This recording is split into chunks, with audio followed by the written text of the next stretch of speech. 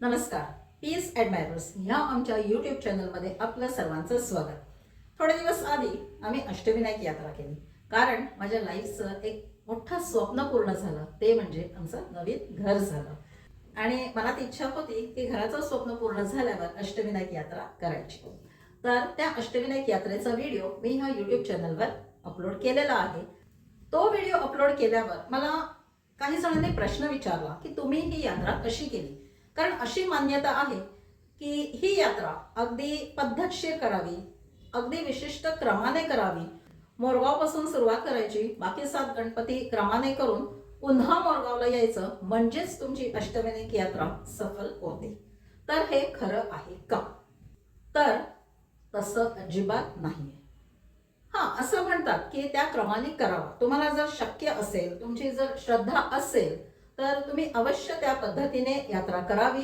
ह्यात काहीही चुकीचं नाहीये. पण हा काही हार्ड अँड फास्ट रूल नाहीये की तुम्ही अष्टविनायक यात्रा ह्या विशिष्ट पद्धतीने केल्यावरच तुम्हाला त्याचं फळ मिळणार, ह्या क्रमाने केल्यावरच तुम्हाला गणपती पावणार, त्याच्यानंतरच तुम्हाला गणपती आशीर्वाद देणार, असं काहीही नाहीये.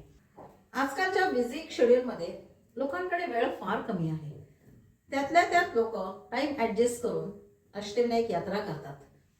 मी म्हणेन तुम्ही अष्टविनायक यात्रा तुमच्या सोयीनुसार करा, पण तुम्ही जो काही वेळ द्याल, 1 दिवस, 2 दिवस, 3 दिवस, जो काही वेळ तुम्ही या यात्रेसाठी जो द्याल ना, तो पूर्ण वेळ त्या देवासाठी द्या. म्हणजे त्या वेळेत इतर कुठलेही विचार डोक्यात नको, इतर कुठलेही टेन्शन नको, सगळं विसरून पूर्ण फोकस ते गणपती बाप्पावर असावा. तर अशा पद्धतीने तुम्ही यात्रा करा. क्रम कुठलाही असेल, तुम्ही कुठल्या साईडला राहता. आता पुण्या साईडला राहणारी लोक थेऊर, रांजणगाव हे गणपती पहिले प्रिफर करतात.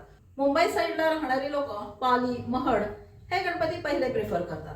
तर माझ्या मते क्रम इम्पॉर्टंट नाहीये, श्रद्धा आणि तुमची अष्टविनायक यात्रा हे सगळ्यात इम्पॉर्टंट आहे. तर मनात अशी कुठलीही भीती बाळगू नका की आम्हाला वेळ नाहीये, आम्ही ह्या अगदी शास्त्रीय पद्धतीने वगैरे यात्रा करू शकत नाही. कोणी जर तुम्हाला विचारलं, अरे तुम्ही कशी अष्टविनायक यात्रा केली, अरे तुम्ही तशी केली, नाही तशी करायची नसते, ऍक्च्युली ही पद्धत आहे. मनात कुठलीही शंका बाळगू नका, कुणाच्याही कमेंट्सना घाबरू नका. तुमच्या श्रद्धेवर विश्वास ठेवा, त्या गणपती बाप्पावर विश्वास ठेवा. कुठल्याही क्रमाने अष्टविनायक यात्रा करा, तो गणपती बाप्पा तुमच्या मार्गातले, तुमच्या आयुष्यातले सगळे विघ्न नक्की दूर करणार. तर गणपतीवर विश्वास ठेवा आणि श्रद्धेने, मनात कुठलीही शंका न ठेवता अष्टविनायक यात्रा नक्की करा. गणपती बाप्पा मोरया. गणपती बाप्पा मोरया.